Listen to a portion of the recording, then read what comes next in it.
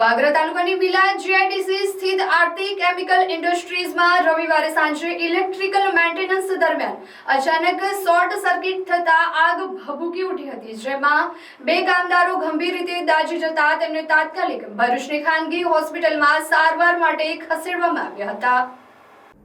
પોલીસમાં નોંધાયેલી ફરિયાદ મુજબ મૂળ ઝારખંડનો 24 વર્ષીય ગોવિંદ યાસી શિવલાલ યાસી જે આરતી કેમિકલ ઇન્ડસ્ટ્રીઝમાં નોકરી કરે છે, તે પોતાના સાથી કેલોદ ગામના દેવેન્દ્રસિંહ હરેન્દ્રસિંહ રાજ સાથે કંપનીના સેક્શન નંબર 3માં આવેલા ઇલેક્ટ્રિકલ પેનલમાં કેબલ નાખવાની કામગીરી કરી રહ્યા હતા.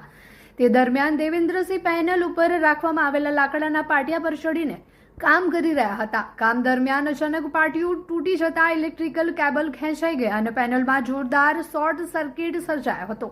શોર્ટ સર્કિટ બાદ પડવારમાં જ આગ ભભૂકી ઉઠતા ઉપર રહેલા કેમિકલ પાવડરમાં પણ આગ ફેલાઈ ગઈ હતી. આગની ઝપેટમાં આવતા ગોવિંદાચાર્ય અને દેવેન્દ્રસિંહ બંને ગંભીર રીતે દાઝી ગયા હતા. ઘટના બાદ કંપનીમાં દોડધામ મચી ગઈ હતી અને ઇજાગ્રસ્તોને તાત્કાલિક સારવાર માટે ભરૂચની ખાનગી હોસ્પિટલમાં ખસેડવામાં આવ્યા હતા, જ્યાં હાલ બંનેની સારવાર ચાલી રહી છે. આ ઘટનાએ ફરી એકવાર ઔદ્યોગિક એકમોમાં સલામતીના દાવાઓ સામે ગંભીર પ્રશ્નો ઊભા કર્યા છે. જો આ કામ દરમિયાન પૂરતી સુરક્ષા વ્યવસ્થા, યોગ્ય સેફટી સાધનો અને જોખમી કામગીરી માટે જરૂરી તકેદારી રાખવામાં આવી હોત તો આવી દુર્ઘટના ટાળી શકાય તેવી ચર્ચા ઉદ્યોગ વર્તુળોમાં ચાલી રહી છે.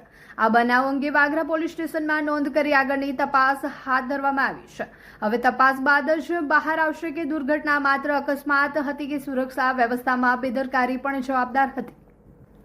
ઉલ્લેખનીય છે કે થોડા દિવસો અગાઉ સાયખા જીઆઈડીસી સ્થિત નિક્સન ફાર્માસ્યુટિકલ કંપનીમાં લિફ્ટમાંથી પટકાતા 54 વર્ષીય શ્રમિકનું કરુણ મોત નીપજ્યું હતું. હવે ફરી વિલાયત જીઆઈડીસીની આરતી કેમિકલ કંપનીમાં શોર્ટ સર્કિટ બાદ આગની ઘટનામાં બે કામદારો ગંભીર રીતે દાઝ્યા. ઔદ્યોગિક સુરક્ષા વ્યવસ્થાઓ સામે ગંભીર પ્રશ્નો ઊભા થયા છે.